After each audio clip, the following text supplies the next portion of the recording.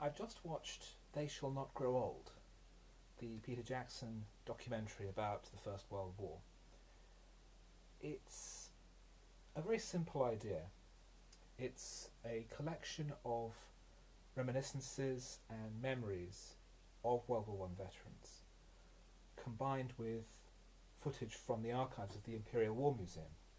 But this footage has been very carefully restored, speed corrected, the image remastered, and also colorized and reformatted as widescreen, so that it looks almost brand new. It looks as if it could have been shot yesterday. And combined with the testimony, it's as if you're being told this by people right now, as if this was a contemporary event. And that is the whole point of the film, to make it fresh and new and relevant. Not some dim and distant, near forgotten memory, but something that is still relevant today. It's a hard film to watch. It doesn't soft soap anything. It's very honest. It's very brutal and quite bleak in what it's showing, not surprisingly. In particular, it does show images of dead bodies all the way through. I mean, not that this should be surprising, but I feel like I ought to say this if anyone's interested in seeing it.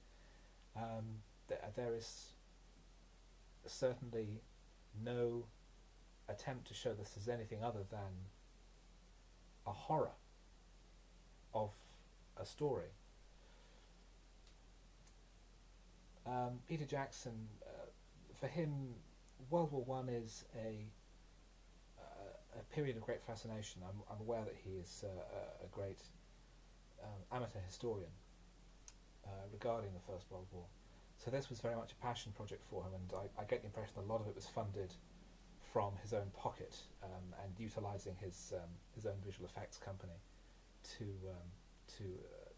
complete the project. And there's care, and there's concern, and there's a sense of wanting to do justice to the stories being told, of seeing the faces of these men in the footage, which has sound dubbed on as well, of lip readers delivering, lip readers identifying what people in the footage are saying, and that is then dubbed on, and there's sound effects, and there's subtle use of music, and it all feels much, much closer than anything else I've ever seen regarding the First World War.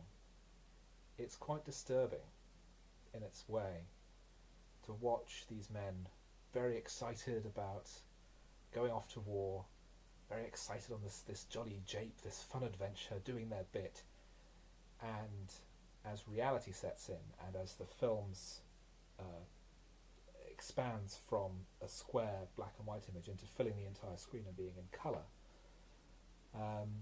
we start to see the nightmare that is going to unfold, of drowning in mud, of waking up to find yourself covered in rats, of sleeping in holes, not knowing if you're going to wake up. There's a lengthy sequence towards the end of the film which is a montage of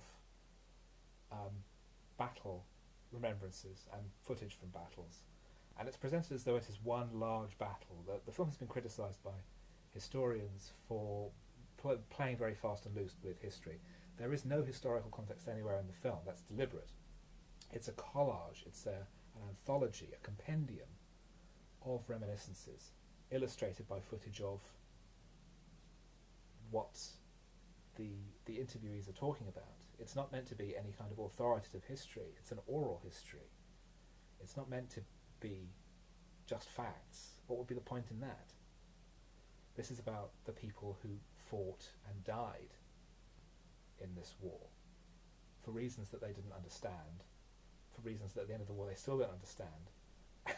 And when they got the chance to speak to German prisoners of war, they didn't understand either.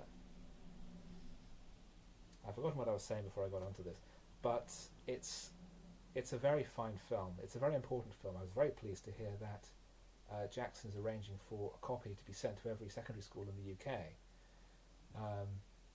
This period of history needs to be on the curriculum, and it needs to be.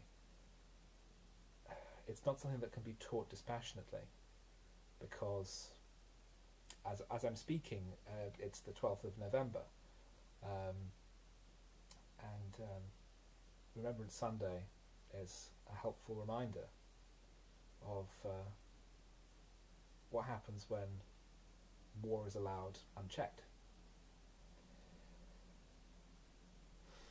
So it's a film that's worth seeing. It's almost an act of remembrance in itself, and I would recommend it very highly. Although with the caveat that it does contain material that some people may find upsetting. Obviously, it has a rating to tell you this, but it, being a documentary, it's much harder. But even so, this is an important work, and I'm very pleased that I watched it.